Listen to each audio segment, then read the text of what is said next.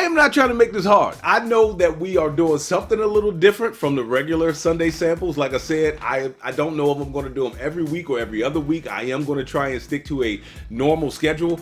But no one won. The number was 171. And Jeffrey, if you're out there, please get in touch with me. You won a couple Sundays ago with the number 151. You still haven't reached out to me. It is bdrop44@yahoo.com.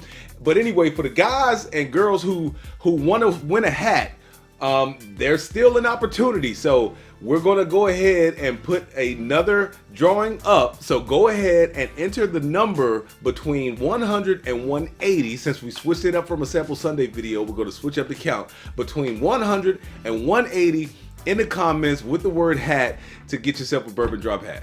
BBL Drizzy. BBL Drizzy. I am doing something different on the channel, so why not come in with a different intro? Thanks for tuning in to Bourbon Drop. I'm your host, Myron.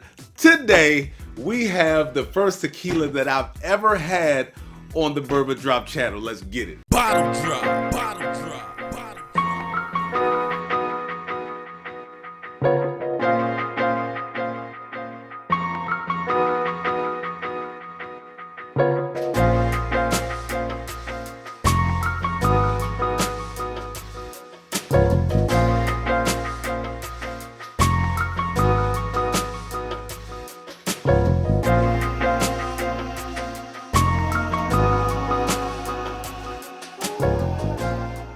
Shout out to Chris at 925.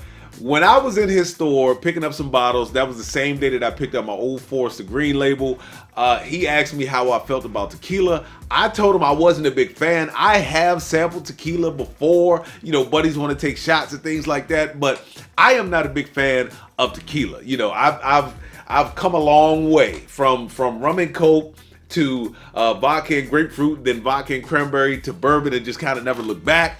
So, you know, tasting tequila, I knew that I wasn't going to be a fan of it. But when he gave me a sample cup that had a little bit in it, I have to say that I was pleasantly surprised. I was actually blown away. I want to kind of give you a brief rundown. Now, we'll get into some of the other things once I get into the glass, but it says La Gritona Reposado tequila is a subtle rested tequila distilled by Meli Barajas. Look, forgive me, my Spanish is not that great. It is distilled in and bottled in Valle de Guadalupe, Jalisco, Mexico, and it says that they rested in ex-Jack Daniels barrels and ex-Balcones barrels for 6 months before bottling. They say that their Reposado is pretty pale when it first comes out. This bottle kind of actually reminds me of a bullet bottle. So when you look at the raised lettering on the front of the bottle, it reminds you of a bullet bottle. Now, like I said, Chris asked me, was I into tequila? I told him that I wasn't, but I would try it. He said, hey, it was pretty good. They do not add any additives in their bourbon. You guys can tell that I'm used to doing bourbon reviews, but they do not add any additives to their tequila. They steam cook it first, they mash it, and then they distill it. That's all they do to it. They don't add any other stuff to it. Let's get into the nose of this thing. It's a very sweet, light nose that kind of reminds you of like White Dog. So like the Buffalo Trace White Dog. It kind of reminds you, it almost has like a moonshine nose, but sweeter and like just fresher.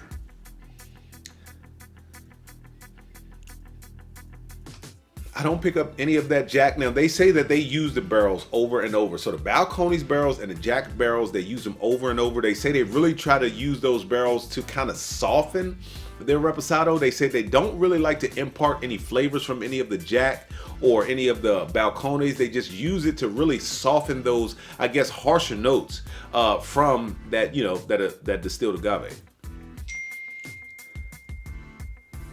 I almost get like a slight like buttered popcorn and fruit note. And it's got a little bit of earthiness in there.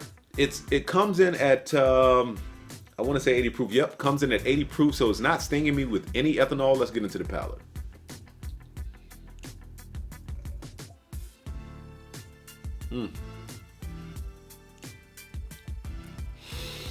it immediately hits the palate with some sweetness.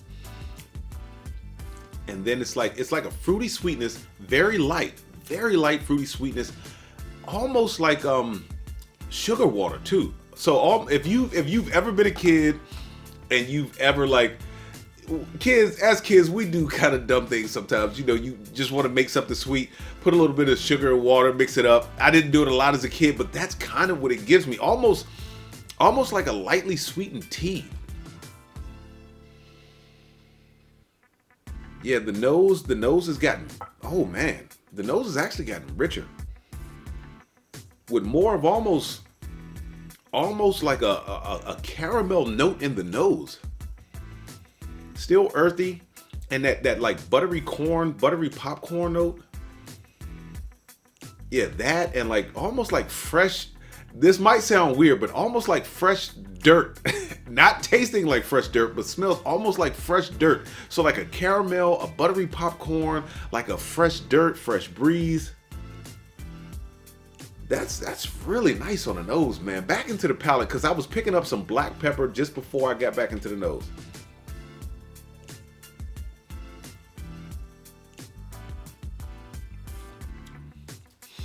Really light, really refreshing. A nice, like fruity sweetness, but very light. Then it kind of changes into this earthy, and I've used this term before when I describe bourbon, like an earthy corn husk note. Very rich pepper notes. It's got a very rich pepper note on the back and the mid. There's virtually no char. You're not gonna pick up any char, but like black pepper, like freshly ground black pepper is what I'm picking up on the mid to the back.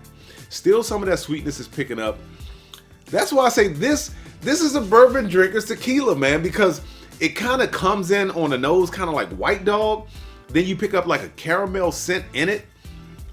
And then those same notes that we're used to when it comes to bourbon with the peppery notes in the back, I'm not picking up any leather char, so you're not gonna get that. But it almost, now that I'm talking, that buttery popcorn note that I picked up in the nose, that's what it's finishing with. So this is a really good tequila. Now, can you believe that everything that's left over after they make the tequila, they give to local farmers for their cattle? So I don't know if there's anything left in it, but could you imagine being on a farm with a bunch of drunk cows? That would really trip me out. I am not going to get into the breakdown of this thing. He seemed to have a lot of it. He seemed to have it on the shelf.